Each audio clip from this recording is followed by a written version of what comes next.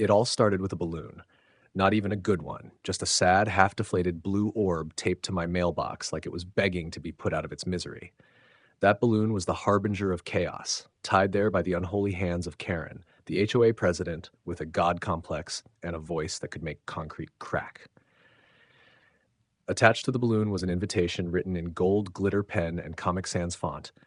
Mandatory attendance, Braden's 5th birthday bash. All HOA members must participate. I blinked twice, looked around for hidden cameras, then tossed the thing straight into the trash like the flaming legal violation it was. Welcome to Peace Stories. Please like and subscribe for your top-notch HOA drama. Karen, bless her delusional little heart, thought she ran the neighborhood like it was her kingdom, and we were all serfs in her glittery court. Braden, yes, spelled like that, was turning 5, and apparently that gave Karen the authority to demand attendance like it was a royal decree.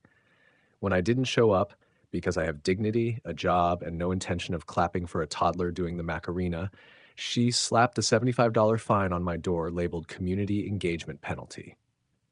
I laughed so hard I nearly dislocated my jaw. The next day, I confronted her while she was watering her hydrangeas like they owed her money. Karen, I said, is this real, or did you finally overdose on your own entitlement? She smiled like a crocodile in a sun hat and chirped. OA members are expected to support community spirit. Absence equals negligence. Negligence has consequences. Then she winked. Winked. Like we were in on some joke and not in the middle of the stupidest power play since someone let her organize the Easter egg hunt and she banned chocolate for being too aggressive. I refused to pay. Obviously, she doubled the fine. I laughed again. Then she tried to block my driveway with pastel folding chairs and a sign that said, "This space is reserved for supportive neighbors." I called the tow truck. She called the HOA board. The battle lines were drawn. And oh boy, she had no idea she just picked a fight with the wrong neighbor. Karen wasn't just mad, she was full nuclear. The next morning, I woke up to find my mailbox wrapped in caution tape with a laminated notice duct taped to it that read, "Pending community trial, HOA disciplinary hearing scheduled." A community trial, like we were living in a medieval village and I'd failed to deliver my wheat quota. The kicker? It was scheduled during my work hours, on purpose. Classic HOA sneak attack. But I took the day off. If I was going to get roasted by Karen and her cult of clipboard-carrying minions, I'd show up with receipts and popcorn. When I arrived at the meeting, Karen was already perched in the middle of the clubhouse like a vulture in pearls. To her left sat Greg, the vice president of the HOA, who hasn't blinked since 2012, and to her right was Deborah, treasurer and certified killjoy. Karen cleared her throat, adjusted her pastel scarf, and said, "We are here to discuss the defendant's failure to attend a required community bonding event." I held up her glitter invitation and asked if I'd missed the fine print that said, "Attend or be exiled." She didn't laugh. Nobody did. Except old man Harris in the back, who muttered, "This is dumber than the time she tried to fine me for owning a wind chime." Karen started presenting evidence, which was mostly photos of Braden's birthday party and a spreadsheet titled Absentee Offenders. I was the only one on it. She even included a column estimating negative community morale per absence and claimed I had caused a 14% drop. I asked if that figure was before or after Braden cried because his cake had fondant instead of frosting. The room fell silent. Karen's left eye twitched. Then she demanded I apologize to the entire HOA and Braden personally. I looked around the room, raised my hand, and asked, "Is this the part where we sacrifice a goat?" Greg looked genuinely confused. Deborah gasped. Karen slammed her little gavel and screamed, "You'll regret they're escalating to violation level 3. Now, I didn't know what violation level 3 meant, but the way she said it made it sound like it involved fire, lawyers, or at least an exorcist. So I smiled, stood up, and said, "Well, good luck with that." Because I had a plan, and Karen had no idea what was coming. 2 days later, my lawn was marked with orange flags and a neon sign reading, "Pending HOA review, unapproved turf activity." Karen had officially activated violation level 3. I half expected a SWAT team to rappel from her roof and inspect my grass with microscopes. That night, I heard rustling outside and caught her pacing with a flashlight, scribbling notes into a binder the size of a small car engine. I opened the door and shouted, "Lose something, Inspector Clueless?" She shrieked, dropped her clipboard, and disappeared into the bushes like a malfunctioning Roomba. The next morning, I received a 10-page citation packet accusing me of 12 different violations, including non-participation in community joy and failure to display appropriate enthusiasm for neighborly events. I laughed so hard I needed a glass of water. Karen had officially lost grip on reality, and I was about to snap it back. I filed a formal complaint with the county about HOA overreach and initiated a review of Karen's legitimacy as president.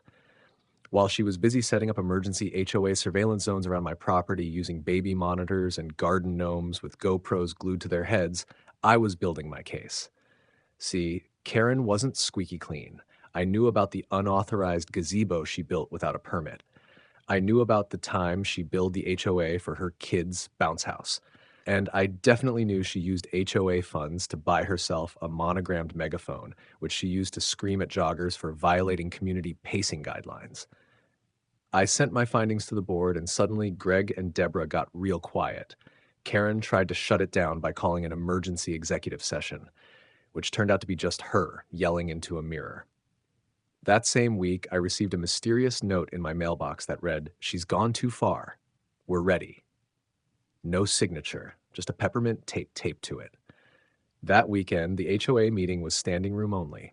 Karen strutted in wearing a sash that read Neighborhood Hero, acting like she was about to accept a Lifetime Achievement Award. What she didn't know was that half the people in that room were holding photos, documents, and receipts. The air was charged.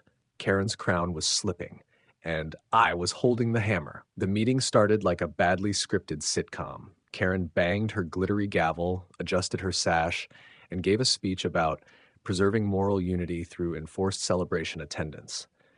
People shifted in their seats. A couple of neighbors were already flipping through printed screenshots of her HOA expense reports. Greg coughed awkwardly and whispered something to Deborah, who looked like she'd just remembered she left the stove on. Karen continued, oblivious, talking about mandatory fun and disciplinary dance parties. Then I stood up, slowly, dramatically, with a manila folder so thick it should have had its own zip code.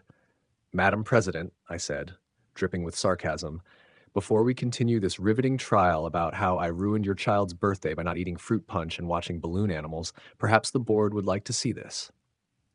I handed the folder to Greg. He opened it. His eyebrows flew north. The first sheet, a receipt for a bounce house billed under HOA Community Emergency Preparation Expenses. The next, a permit violation from the city for that illegal gazebo Karen swore she had permission for. There were screenshots of her emails threatening fines for things like non-participation in holiday cheer, and a photo of her yelling into a megaphone at a 12-year-old who was rollerblading too happily. The room exploded. People were muttering, pointing, passing around copies like it was a bingo night scandal. Karen was frozen, like a raccoon caught in the fridge. Greg finally stood up. Greg, who once nodded for 15 minutes straight during a HOA discussion about mulch depth, and said, This is excessive." Deborah, clutching her pearls, added, "This is misuse of power." I just stood there, arms crossed, watching Karen unravel like a cheap rug in a hurricane. "This isn't about a birthday party," I said. "This is about you using a 5-year-old's cake day as an excuse to bully your neighbors." Karen tried to argue, but the room was done. Greg motioned for a vote. It was unanimous. Effective immediately, Karen was removed as HOA president. She stood up, knocking her folding chair over, yelled, "This neighborhood will regret this betrayal," and stormed out so hard her sash caught on the door and choked her mid-exit. I stepped outside that night, breathing the sweet air of freedom, watching as neighbors removed those awful party zone signs she duct taped to everyone's porch. The war was over. Braden, he had a better party next year, with real cake and no Karen.